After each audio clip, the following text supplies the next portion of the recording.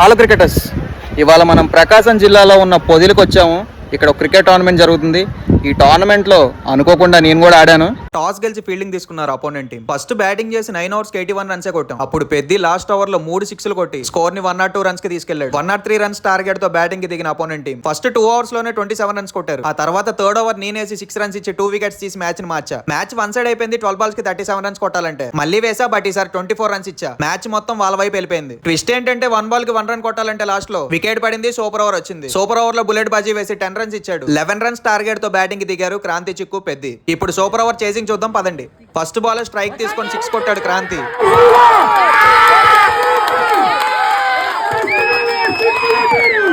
5 balls కి 5 runs కొట్టాలంటే beat అయ్యాడు, డాట్ బాల్. ఇంకా 4 balls కి 5 రన్స్ కొట్టాలంటే లెగ్ స్టంప్ వైపుగా కొట్టి సింగిల్ తీసుకున్నాడు క్రాంతి. 3 balls కి 4 రన్స్ కొట్టాలంటే స్ట్రైక్ లో పెద్ది, ఇట్స్ వైట్ బాల్. ఇంకా 3 balls కి 3 రన్స్ కొట్టాలంటే పెద్ది లెగ్ స్టంప్ వైపుగా కొట్టాడు బలంగా. బంతి ఫీల్డర్ ని దాటుకొని మీద నుంచి బౌండరీకి వెళ్ళింది.